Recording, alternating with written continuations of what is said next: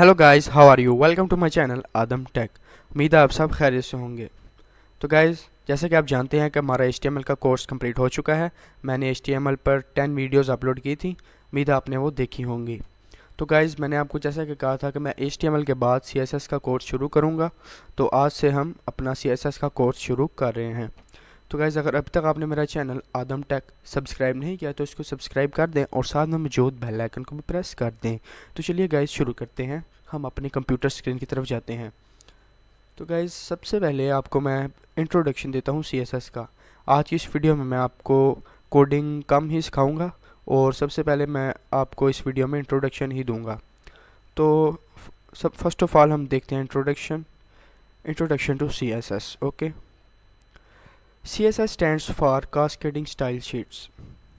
जैसा कि आपको पता था कि HTML भी किसी की एक्सटेंशन थी। HTML किसकी एक्सटेंशन थी, आप मुझे कमेंट सेक्शन में बताएं। HTML एक्सटेंशन थी हाइपर टेक्स्ट मार्कअप लैंग्वेज।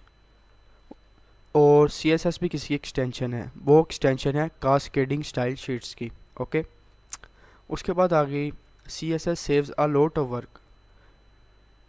ये काफ़ी ज़्यादा हमारा टाइम मतलब कि बचा लेता है, इसमें हमें ज़्यादा काम नहीं करना पड़ता। It can control the layout of multiple web pages all at once.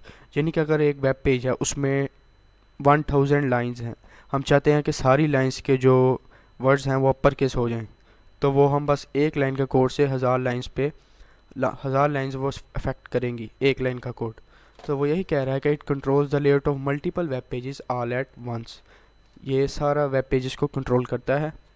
उसके बाद आ गया external style sheets are stored in CSS files.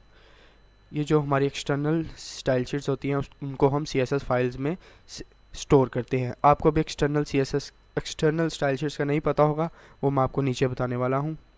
तो अब आ गई टाइप्स ऑफ CSS। HTML थी, उसकी कोई टाइप्स नहीं थी। HTML एक सिंपल सी लैंग्वेज थी और काफ़ी ईजी थी। और अगर अब आपने अभी तक मेरी HTML की वीडियोज़ नहीं देखी तो आप उसको ज़रूर देख लें। आपको HTML आती होगी, फिर ही आप CSS को यूज़ कर सकेंगे। तो हमारी टाइप्स कितनी है CSS की 3 टाइप्स हैं। Number 1 internal CSS, number 2 external CSS and number 3 inline CSS। तो गाइस, इतनी तो आपको समझ लग गई होगी। आपको मैं अब जो टाइप्स हैं वो मैं आपको और क्लियर करूँगा, उसका आपको मैं कॉन्सेप्ट दूंगा। तो उसका कॉन्सेप्ट आपको प्रैक्टिस के बगैर नहीं आएगा, तो मैं अपने कोड एडिटर पर जाता हूँ, यहाँ पे मैं आपको करके दिखाऊंगा। तो गाइस, सबसे पहले मैं एक फ़ोल्डर बना लेता हूँ अपने डेस्कटॉप पे। यहाँ पे मैं एक फ़ोल्डर बनाता हूँ, फ़ोल्डर के अंदर मैं अपनी फ़ाइल सेव करूँगा। न्यू फोल्डर, फ़ोल्डर का मैं नेम दे देता हूँ आदम। ओके, ये आधा लिखा गया है। चलें, ये हमारा फ़ोल्डर है, ये अभी एम्प्टी है। तो चलिए हम अब इसमें एक फ़ाइल सेव करते हैं। यहाँ पे गए, फाइल को मैंने किया सेव। और अब हमारा जो डेस्कटॉप में फ़ोल्डर है आडा के नाम में, उसमें मैं इसको सेव करता हूँ। फाइल को आपने जब भी सेव करना है .html की एक्सटेंशन में सेव करना है, क्योंकि ये हमारी HTML की फ़ाइल होगी। मैंने आपको पहले भी बताया था कि .html ज़रूर लिखना है, अगर आप ये नहीं लिखेंगे तो आपकी फ़ाइल रन नहीं होगी। मैंने इसको नेम दिया है a.html। मैं इसको कर देता हूँ सेव। ओके, अब ये हमारा सेव हो चुका है। अब मैं HTML का बेसिक स्ट्रक्चर ड्रॉ करता हूँ। HTML, ये हमारा बेसिक स्ट्रक्चर है, ये हमें लिखना ही लिखना पड़ता है। टाइटल मैं इसका दे देता हूँ CSS, जो मर्ज़ी आप दे सकते हैं। उसके बाद आ जाते हैं हम अपनी CSS पर। CSS को हम अपने HTML पेज पे किस तरह अप्लाई करें। जैसे हमने ये यहाँ पे मैं लिख देता हूँ P एक पैराग्राफ के लिए यूज़ होता है। यहाँ पे मैं लिख भी देता हूँ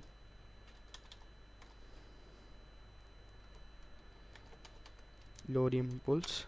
ये हमारे पास डिफ़ॉल्ट टेक्स्ट होता है।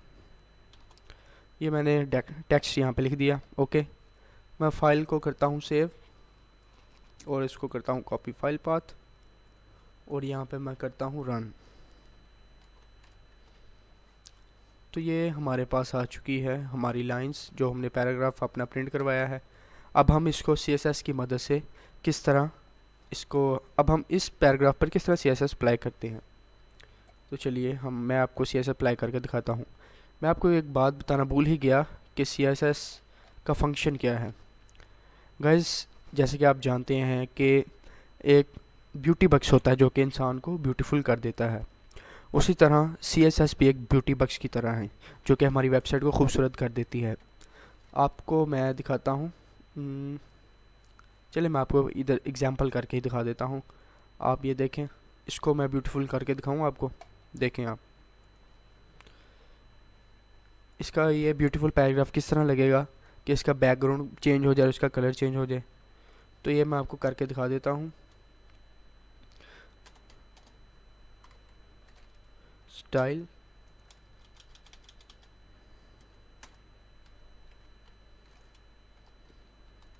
बॉडी,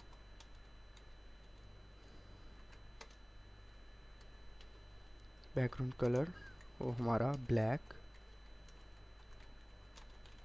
और जो हमारा बैकग्राउंड कलर हो हमारा ब्लैक, और जो हमारा टेक्स्ट का कलर हो वो हमारे पास white. Window 1 and control R. तो गाइज आप देखें ये ब्यूटीफुल हो गया पहले से। ये किस तरह हुआ? CSS की वजह से। CSS को आप एक ब्यूटी बॉक्स भी कह सकते हैं। तो गाइज मेरा मकसद आपको समझाना है, तो मैं अब आपको समझाता हूँ CSS। तो गाइज़ आपको पता है कि हम HTML की कोडिंग किस में करते हैं? HTML के टैग में। इस तरह CSS की कोडिंग भी हम करते हैं, तो किस टैग में करते हैं? वो हम स्टाइल टैग में करते हैं। जब भी आप अपनी CSS की कोडिंग शुरू करेंगे तो आपको पहले स्टाइल टैग लिखना होगा, और स्टाइल टैग आपको कहाँ लिखना होगा? हेड और बॉडी के नीचे, यहाँ पे आपने स्टाइल का टैग देना है। स्टाइल टैग दे दिया। अब इस टैग के अंदर ही आप अपनी CSS को अप्लाई कर सकते हैं। अगर आप यहाँ पे CSS का कोड लिखते हैं नहीं रन होगा, आपको इसी टैग के अंदर CSS अप्लाई करनी होगी। तो गाइस आज मैं आपको CSS यहाँ पे अप्लाई करके दिखाता हूँ। तो सबसे पहले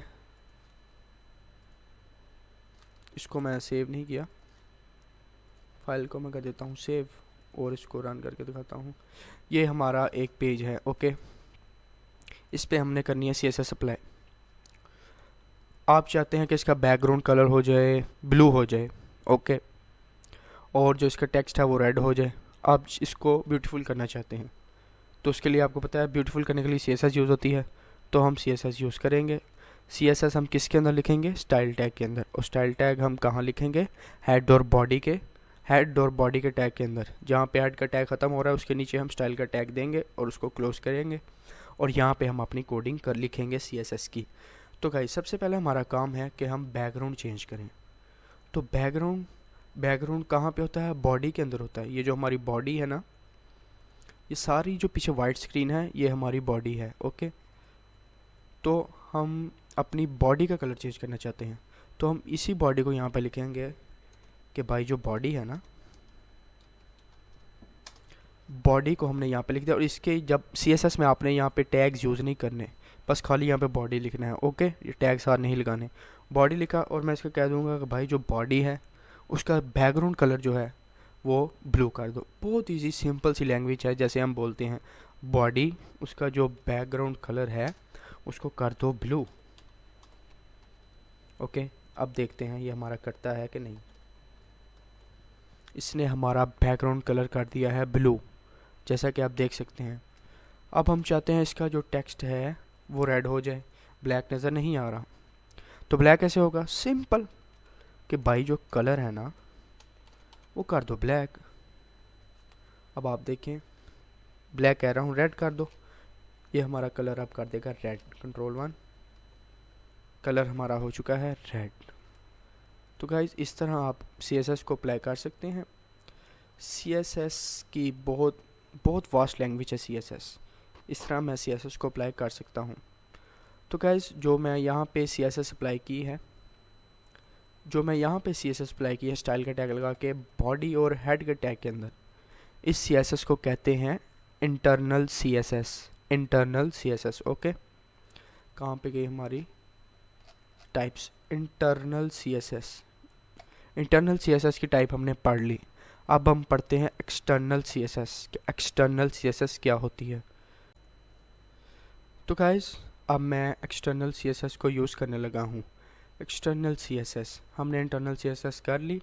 इंटरनल CSS के बाद हम करेंगे एक्सटर्नल CSS।